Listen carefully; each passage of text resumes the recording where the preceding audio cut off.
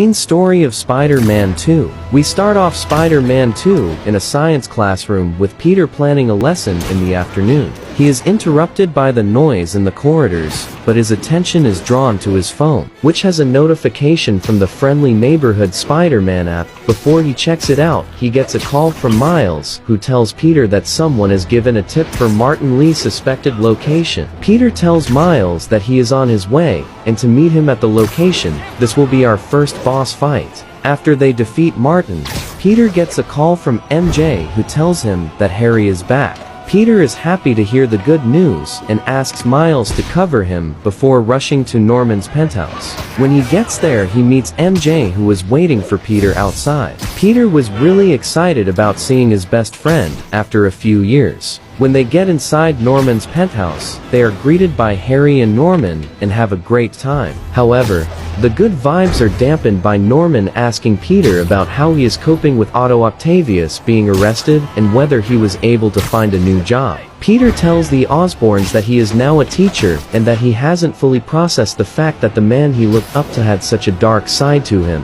He also admitted that he blamed himself. Harry, seeing how sad Peter was, tries to change the mood of the room by asking how Aunt May was, which is when Peter and MJ tell him that Aunt May died a couple of years ago in the Devil's Breath crisis. Harry is stunned by this news, and at this point, he leaves the room to get some rest, which when MJ asks how Harry is really doing, Norman hesitates before he lies about Harry's condition. He then asks them if they could leave, because there is some stuff he needs to take care of. Peter and MJ leave reluctantly. Peter drops MJ home, and she asks if he wants to stay at her house. Peter says no, and that he would much rather be alone. However, Peter couldn't shake the feeling that something shady was going on with the Osborns, so he head back to the penthouse as Spider-Man. When Peter gets to the penthouse, he deploys the Spider-Bot to investigate inside the penthouse. Peter couldn't find anything out of the ordinary until he saw Dr. Connors. Peter uses the Spider-Bot to follow him into the lab, where he sees a glass cage with genetically modified spiders.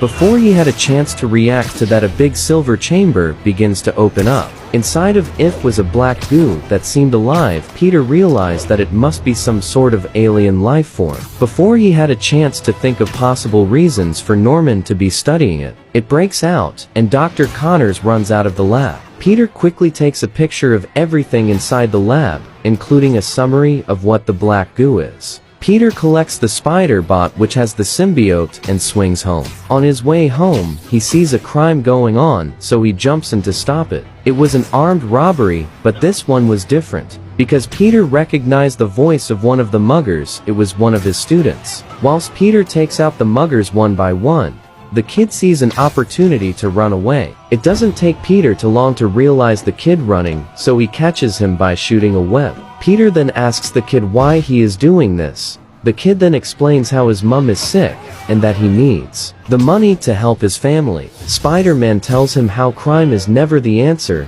and that he should tell his school about his situation at home, and maybe he could help raise some money as Spider-Man. Spider-Man then asks for his name. The kid says his name is Sean. Peter and Sean make a deal that Peter will only help him if he doesn't do any illegal activities. Peter then drops him home, before heading home himself. When he gets home, he takes a look at the pictures from the lab, and finds out that the black goo is a symbiote, and that Norman has been using it for Harry's treatment. Once Peter knew what it was, he tuned all his resources to finding the symbiote, knowing that if it fell into evil hands, New York would be in danger. Peter was also shocked that Norman was still using unethical methods to try and find a cure for Harry. He was also disgusted by the fact that Norman used his son as a lab rat. Peter went to sleep really disturbed about everything that happened. He wakes up the next morning and goes to work.